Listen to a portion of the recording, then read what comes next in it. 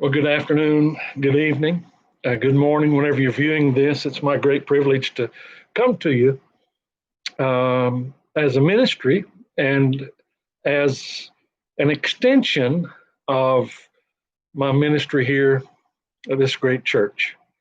I hope today finds you blessed this Tuesday. As August winds down, I was reading in my Bible study today in the Old Testament, and I came across a passage of scripture about King Saul. King Saul, and actually his direct disobedience to the command of God, that he was to go into battle, that God was going to give the victory, and he was not to take anything of value, but to literally lay waste to everything, to address the idea that he did not deserve any of the spoils. God said, "It's none of yours." In direct disobedience, Saul chose to bring back everything of value. Kind of reminds me of that Old Testament story of Achan with the changes of clothes and the wedge of gold. And at least Achan, when he was confronted by this, admitted his sin. Not Saul. Not Saul. In fact, he just rearranged the facts to portray himself as God's champion. Justified. That's what he was doing. And yet he was confronted by the prophet Samuel, and this is what Samuel said in 1 Samuel 15:14. "What then is this bleating of the sheep in my ears and the lowing of oxen which I hear?" That's a priceless response to direct disobedience to God. What does all this evidence have to do with it? I think that there are at least two lessons that we ought to consider, foundational lessons that will apply to God's direct commands.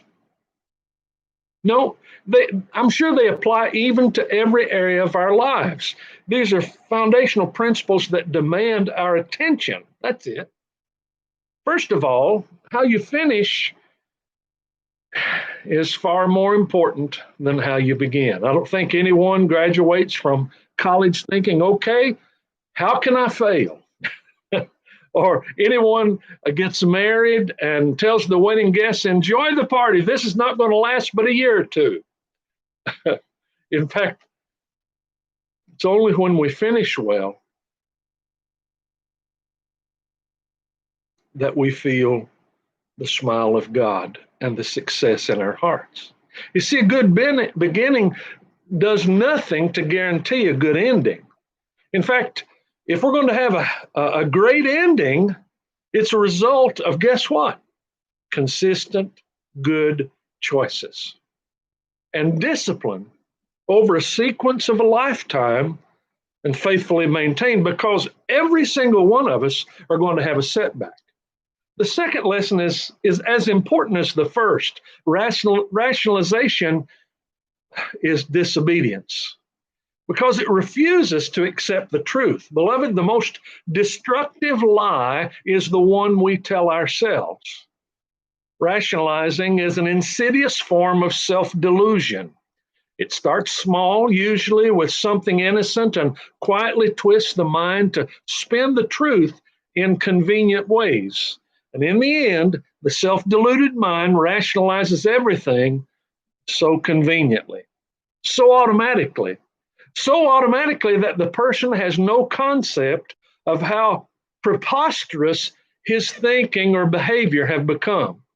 And never forget this: we will never sidestep the consequences of our decisions. So today, decide right, walk right, follow Jesus, no matter the cost. Have a great day.